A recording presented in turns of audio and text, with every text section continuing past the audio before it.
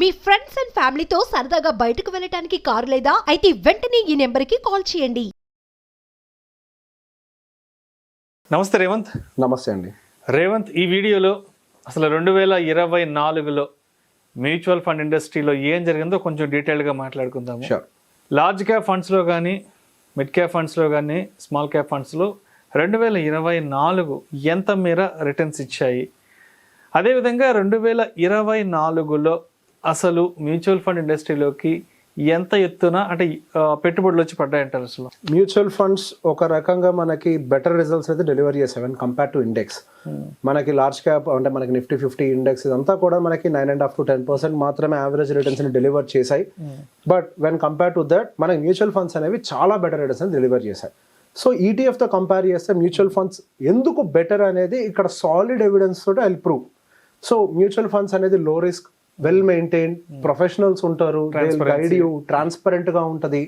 And it is అంటే emotions ని when compare to ETF ఇక్కడ చాలా కంట్రోల్డ్ గా ఉంటాయి. ఇక్కడ కూడా ఉండొచ్చేమో కంట్రోల్డ్ గా ఉంటాయి.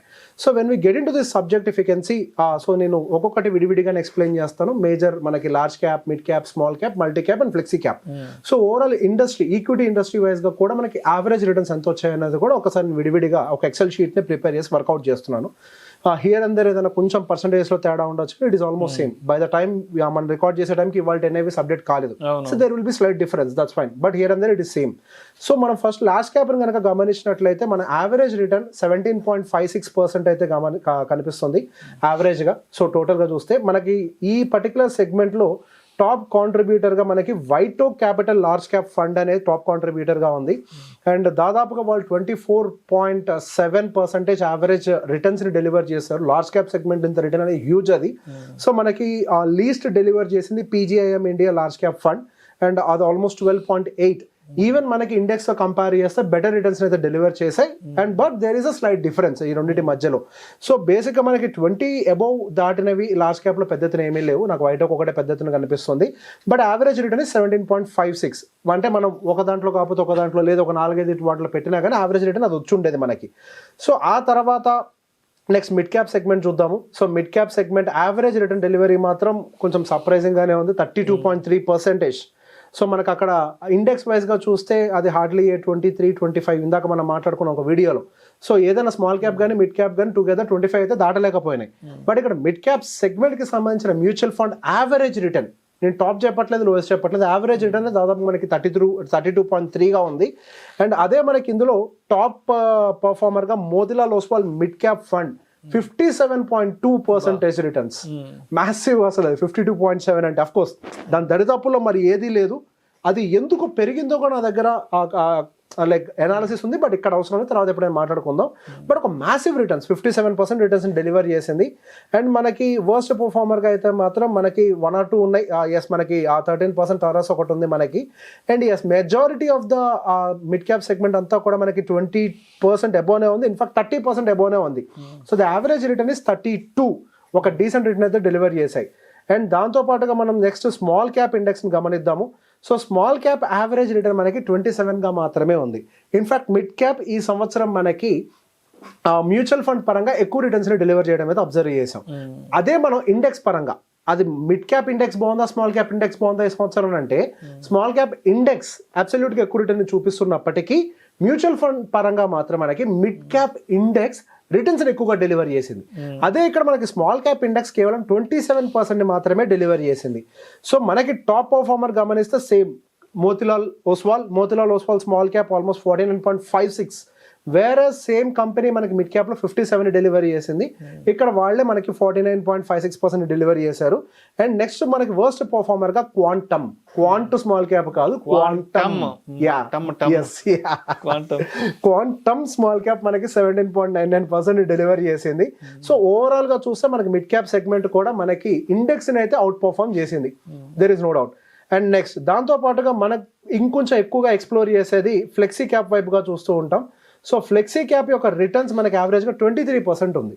23% ఫ్లెక్సీ క్యాప్ యావరేజ్ రిటర్న్ అంటే అది ఒక మ్యాసివ్ రిటర్న్ అనే చెప్పాలి, చాలా బాగా వచ్చినట్టు. అదే మనకి ఇందులో కూడా sorry top performer that's fine ya top performer గా ఆల్మోస్ట్ మనకి వైటో క్యాపిటల్ ఫ్లెక్సీ క్యాప్ కనిపిస్తుంది 26%. JM flexi cap has deliver 36% almost.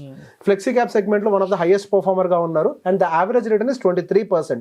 And one more interesting is the multi cap and multi cap segment 21% అయితే deliver చేసింది. Flexi cap కంటే ఒక 2% average returns తక్కువ deliver చేసింది. But overall గా చూస్తే మీకు ఇక్కడ సెగ్మెంట్ అంతా కూడా ఈ మిడ్ కావచ్చు ఒక్క లార్జ్ ఒకటి 17% యావరేజ్ ఉంది కానీ స్మాల్ మిడ్ మల్టీ ఫ్లెక్సీ ఇవన్నీ కూడా 20 ఎబోనే కనిపిస్తున్నాయి.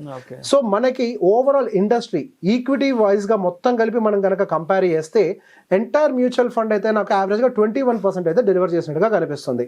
అందులో అగైన్ టాప్ పర్ఫార్మర్ ఇందాక మనకి మిడ్ క్యాప్ సెగ్మెంట్ లో మోతిలాల్ ఏదైతే ఉందో అదే టాప్ పర్ఫార్మర్ ఎంటైర్ ఇండస్ట్రీలో కూడా.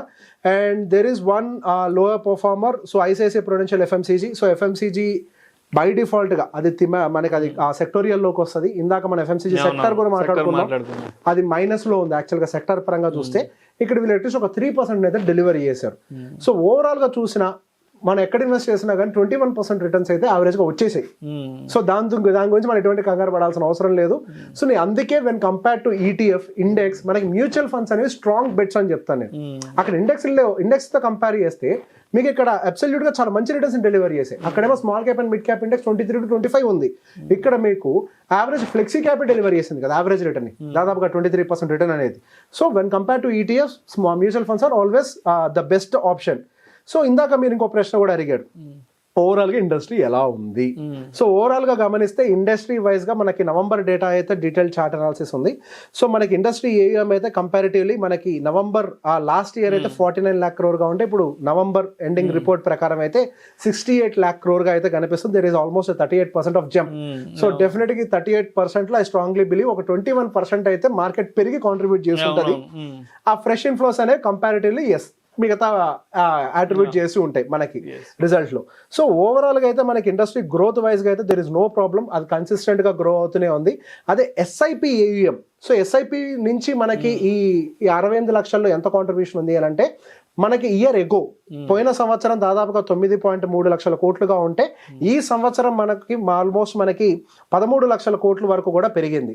సో యూనిక్ ఇన్వెస్టింగ్ అకౌంట్స్ మనకు పోయిన సంవత్సరం 4.14 crore అకౌంట్స్ ఉంటే ఈ సంవత్సరం దాదాపుగా 5.18 crore accounts unique investing accounts as per November data మనకు కనిపిస్తుంది. అండ్ మంత్లీ ఆ ఎస్ఐపి బుక్ అయితే మనకి రికార్డ్ అయితే బ్రేక్ చేసింది 25,320 crores, where in last year మనకు అది కేవలం 17,000 కోట్లుగా మాత్రమే ఉంది. సో ఇక్కడ ఒక చిన్న డిస్కంఫర్ట్ మనకు కనిపిస్తుంది ఏంటి అని అంటే డిస్కంటిన్యూడ్ ఎస్ఐపి అకౌంట్స్ ఇది కొంచెం పెరిగింది, కొంచెం కాదు యాక్చువల్గా బాగానే పెరిగింది. మనకు పోయిన సంవత్సరం డిస్కంటిన్యూడ్ ఎస్ఐపి అకౌంట్స్ ఒక 16 లక్షలుగా ఉంటే ఈ సంవత్సరం 39 లక్షల అకౌంట్స్ మనకి డిస్కంటిన్యూ అయ్యాయి.